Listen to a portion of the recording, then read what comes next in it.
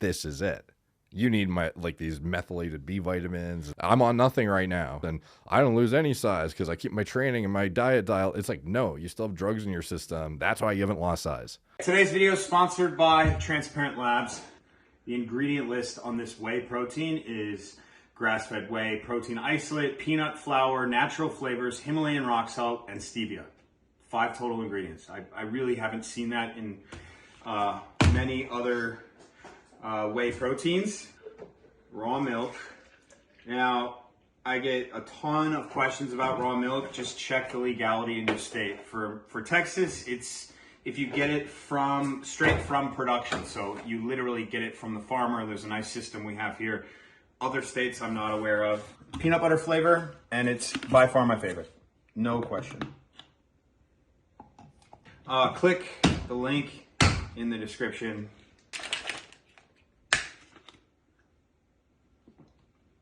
Incredible.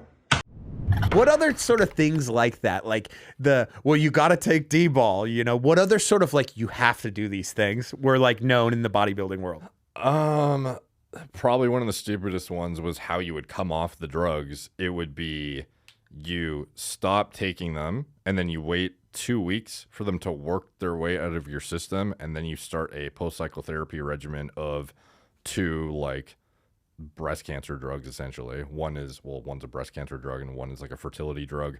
But the way it was framed out, there was this set in stone cookie cutter way to do the post-psychotherapy, and it just was the same dose regardless of how big or small of a human you were, regardless of your genetic response or blood work. Yeah. Why would you get blood work? And regardless of what compounds you were working out of your system, because a lot of people didn't this shows how far people have come too, is back then we didn't even look at, it's called pharmacokinetics. It's how drugs essentially are metabolized out of your body, or how your body handles them.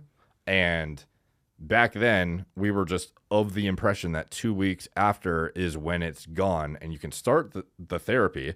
But if you actually look at the pharmacokinetics of testosterone enanthate or cypionate or nandrolone decanoate or boldenone, EQ, especially that one has a 15-day half-life, I think, which means it takes 15 days for half of it to work its way out of your system. So to think that in 2 weeks it's out of my system and it's now time to take PCT drugs, it's the reality is there's still a fuck ton in your system. So a lot of people are starting their PCTs and actually finishing the PCT while steroids were still in their system. And this is actually what even pro bodybuilders, some of them still do this shit. They think they're taking time off. Yeah. And it's no, dude, you just had to and they'll even come on camera and be yeah, man, I'm on nothing right now. And I take, this many weeks off every year and I make sure for health and I don't lose any size because I keep my training and my diet dial. It's no, you still have drugs in your system. That's why you haven't lost size. What I love about it is just the sure, these guys are all so sure of it. Yeah. They're but it's why would you think otherwise, Yeah. Yeah, exactly. Yeah. Your coach told you, some super knowledgeable pro who's and the way they talk about it too is very calm.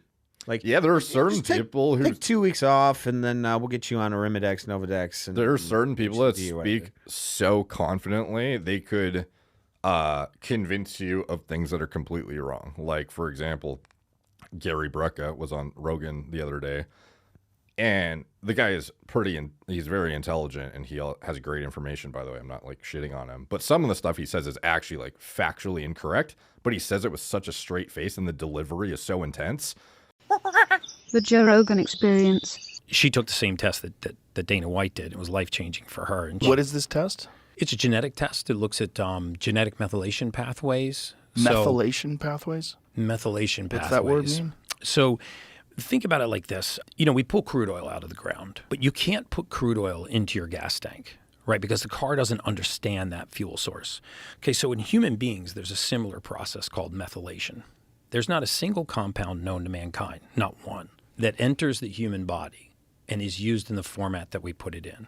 And it's smooth. It sounds like this guy has recited it 1,000 times and knows it inside out. And he will just say it as if, I almost think he must believe it. I don't think he could be that deluded to say it in the way he does that confidently without truly believing in himself. And I could be wrong. He's a great actor. But for example, I don't know if you know what T4 is. It's like thyroid hormone, and it has to convert in the body to T3. And if there's an imbalance there, it's hypo or hyper. And Yeah, so he was like talking about his whole thing is like methylation and how you need his like gene test to assess, you know, what predispositions you have, which is highly exaggerated. But he's like 80, I forget what percentage. He said like 80 or 90% of T4 is methylated in the gut to T3. And I'm like that's so not even close to how it works. Like it is not methylated. It's converted through an enzymatic pathway that is not in the gut either. And it's just like, how did you even come up with that? yeah, dude, this is and I don't know anything about Gary Brecka, so I'm not going to call him a charlatan, but it's the Dude, he's refusal. like, Yeah, I know. Look, man, we can dive into that with a little bit more research. I just got to watch more of this dude, Sure. I guess. But one of the things that you have to look out with when it comes to charlatans is the lack of disclaimers and that assured, like that just being very assured in what you're saying. It's like, so you and I, dude, this is just how we naturally will end up speaking. I'm a little bit more loose now, but like on my YouTube videos, when I write captions on Instagram, a lot of different things, it's like I'm never saying anything absolute, as I just said, never. Yeah. You know, but I really try and be like not so sure about what I'm saying. Because you can only run into problems later on when you realize, oh shit, I was actually wrong. And then a lot of these guys, they'll never actually do that part. They'll never actually say, oh shit, I was wrong, because they've built up way too much behind that wrong thing they said. So they'll just ignore it. Yeah. Right. And so I don't know what this Gary Brecka guy said or anything about him, but the lack of just using a disclaimer at all is a scary sign.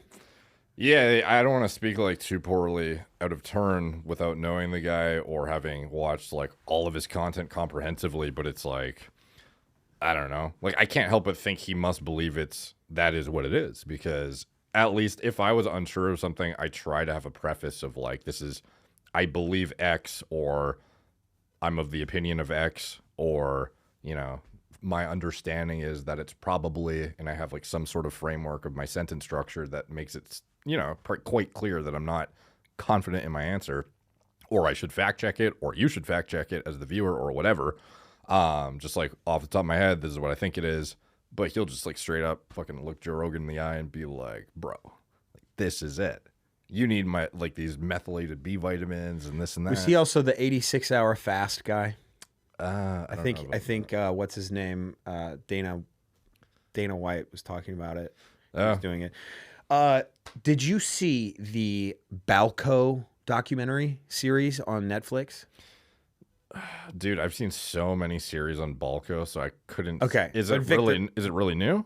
Kind of new within the last year. I mean, What's it maybe called? last 3 months, 4 months. I forget what it's called, but it's, you know, Victor Conti. Yeah, heavy. I'm pretty interview with familiar Victor with Conti. the whole, you know, Balco scandal. Yeah, and Jeff Nowitzki and all of those major players in it.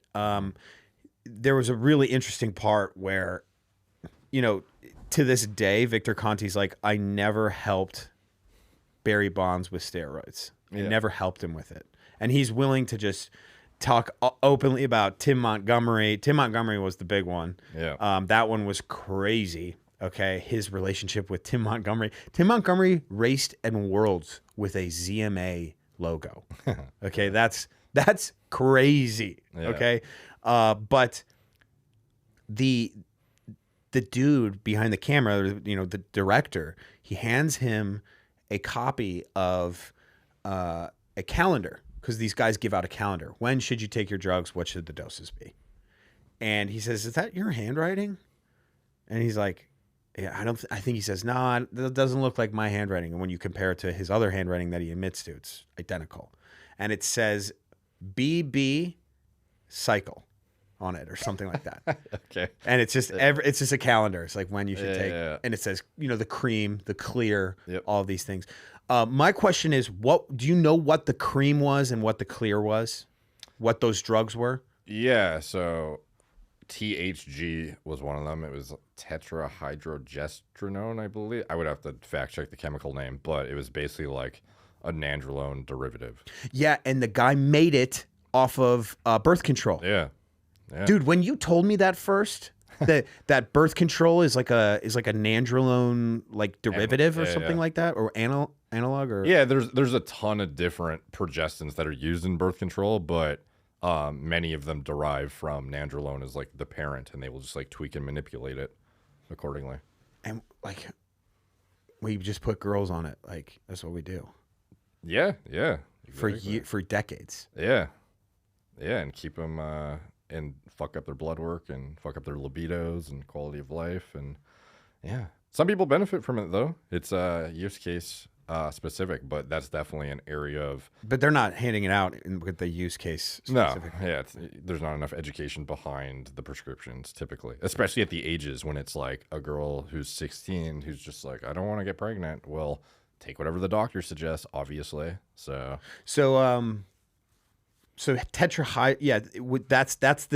the drug that was they called the Clear, right? Because it hadn't even been made yet. It was essentially a designer drug at that point. there was 2 drugs that were used because one of them, I believe, had scrutiny coming down on it, or like I forget the exact reason, but they anticipated scrutiny or something. So I think the cream was estrogen. Something had to do with estrogen.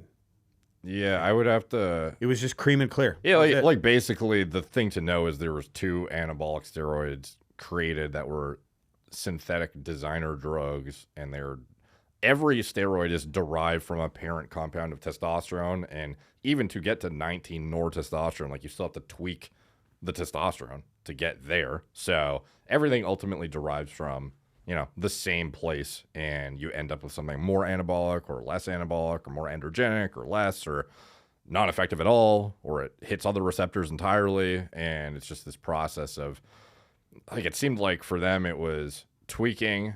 I think one of them was a drug candidate that was abandoned in like a pharmaceutical pipeline, and then they also tweaked and modified another to get the THG one, I believe. So either way, though, it was designer drugs that were not, on the banned substance list, Right. and had a reference standard they were looking for in urine analysis and whatnot.